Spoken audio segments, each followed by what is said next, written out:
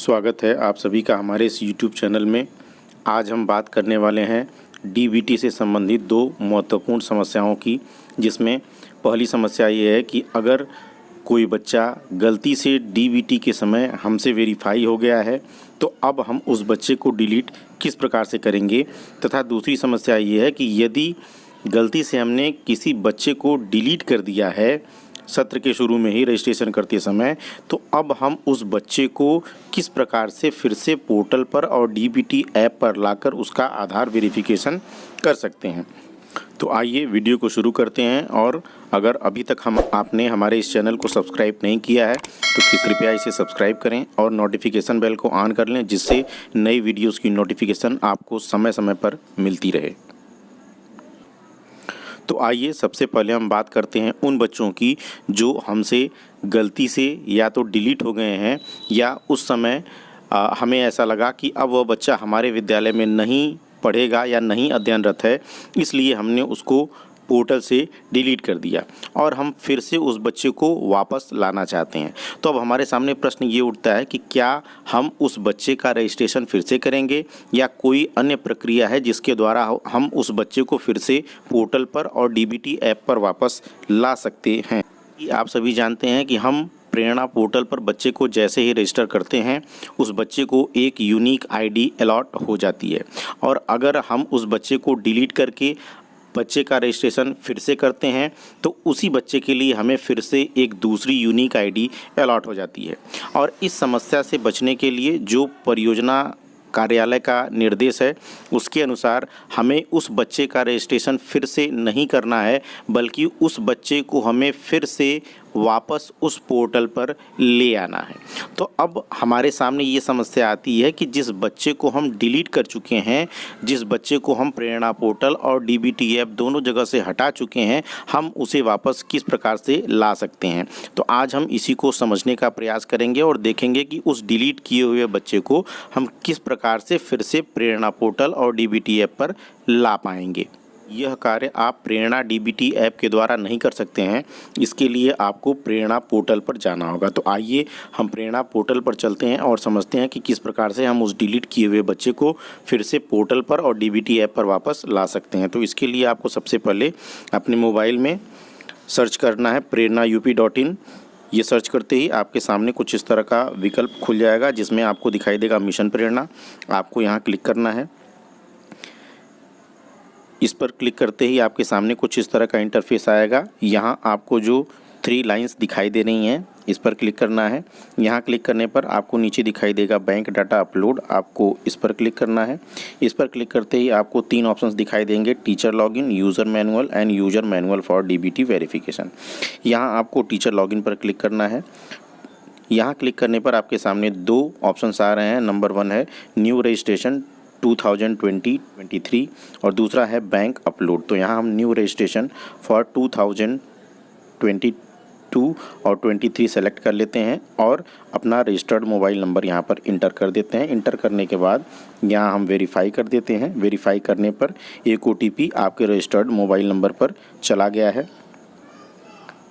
ये देखिए OTP चला गया है। यहाँ हम ओके कर देते हैं।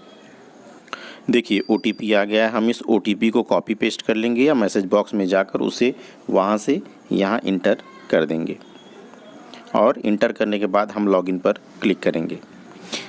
देखिए अब आपके सामने अगला विकल्प आ रहा है कि do you want to continue login. आप ओके कर देंगे। ओके करते ही आप देखिए आप प्रेरणा की वेबसाइट पर पहुँच चुके हैं। ये प्रेरणा पोर्टल का डैशबोर्ड है। यहाँ आपको फिर से 3 लाइन्स दिखाई दे रही हैं।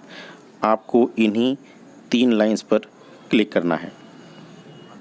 देखिए हमने इन 3 लाइंस पर क्लिक कर दिया तो हमारे सामने कुछ इस तरह के ऑप्शंस आ रहे हैं।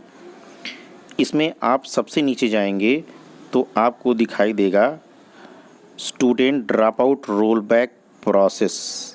ये आप देख पा रहे होंगे, यहाँ पे लिखा हुआ है student drop out roll back process. अब आप इस पर क्लिक करेंगे। इस पर क्लिक करने पर आपके सामने कुछ इस तरह का इंटरफेस आ जाएगा, जिसमें आपको दिखाई देगा current session student drop out list.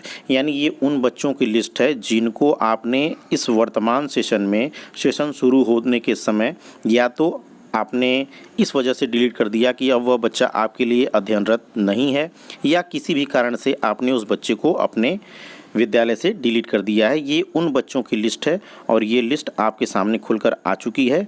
और जब इसे आप राइट साइड स्क्रॉल करेंगे तो इधर आपको दिखाई देगा, सारी डिटेल आपको यहाँ दिखाई देगी। इसमें देखिए सबसे पहला ऑप्शन है सेशन, और फिर बच्चे का एसआर नंबर है, बच्चे का नाम है, उसके फादर का नाम है, उसके मदर का नाम है, उसकी डेट ऑफ बर्थ है, उसका जेंडर है और उसका स्टूडेंट यूनिक नंबर है। देखिए मैंने जैसा कि मैंने आपको बताया कि स्टूडेंट का यूनिक नंबर हमेशा एक ही होता है। यदि आप इसका रजिस्ट्रेशन फिर से करेंगे तो उसे एक नया नंबर अलॉट हो जाता है, तो ये उस नंबर का उस स्टूडेंट का यूनिक नंबर है। अगर आप बच्चे को रोल बैक करते हैं तो उस बच्चे का यूनिक नंबर बदलेगा नहीं, बल्कि इसी यूनिक नंबर से वो बच्चा फिर से आपके पोर्टल पर शो करने लगेगा। इसके आगे आपको क्लास नेम दिखाई दे रहा है, डिलीट पर्सन नेम, ये उस व्यक्ति का यानी उस अध्यापक का नाम दिखाई दे रहा है जिन्होंने या जिनके लॉगिन से इस बच्चे को डिलीट किया गया है, उनका मोबाइल नंबर दिखाई दे रहा है और इसका डिलीट रीजन, डिलीट करने का कारण दिखाई दे रहा है और डिलीट का यहाँ से डिस्क्रिप्शन दिखाई दे रहा है।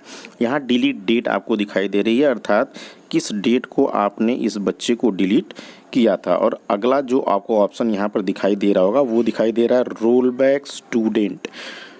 देखिए अब आपको यहीं इसी रोल बैक स्टूडेंट पर क्लिक करना है। आप जैसे ही इस रोल बैक स्टूडेंट पर क्लिक करेंगे तो यह बच्चा फिर से आपकी प्रेरणा पोर्टल पर इस विद्यालय में जितनी भी आपके विद्यालय की छात्र संख्या होगी उसमें जुड़ जाएगा और वह छात्र संख्या आपकी एक बढ़ जाएगी और यह बच्चा फिर से प्रेरणा पोर्टल पर आपके विद्यालय में नामांकित दिखाई देने लगेगा और फिर से कुछ समय बाद आप DBT ऐप के द्वारा इसका वेरिफिकेशन कर पाएंगे। तो यह तो बात हो गई उन बच्चों की जो गलती से हमारे द्वारा डिलीट कर दिए गए हैं। अब बात करते हैं उन बच्चों की जो हमसे गलती से वेरीफाई हो गए हैं और अब हम उन्हें डिलीट करना चाहते हैं। तो देखिए मैं आपको बता दूं कि इसके लिए पोर्टल पर इस समय कोई विकल्प नहीं है। आपको उस बच्चे को डिलीट करने के लिए अपनी संबंधित BRC से संपर्क करना है और वहां संपर्क करके BRC पर आपको बता देना है कि मेरे यहाँ यह बच्चा अब अध्ययनरत नहीं है, मैं इस बच्चे को डिलीट करना चाहता हूं, तो वहां से उस बच्चे को डिलीट किया जा सकता है। इसके साथ ही एक बात मैं आपको और बता दूं कि चाहे हमने उस बच्चे का आधार वेरीफाई किया है अथवा नहीं किया है, दोनों ही परिस्थितियों में आपकी BRC के द्वारा उस बच्चे को डिलीट किया जा सकता है। आशा करता हूं कि इस वीडियो में दी गई जानकारी आपको समझ में आई होगी। अगर यह वीडियो आपको समझ में आया है तो इसे लाइक करें और चैनल को सब्सक्राइब करें। वीडियो को देखने के लिए आप सभी का बहुत बहुत धन्यवाद।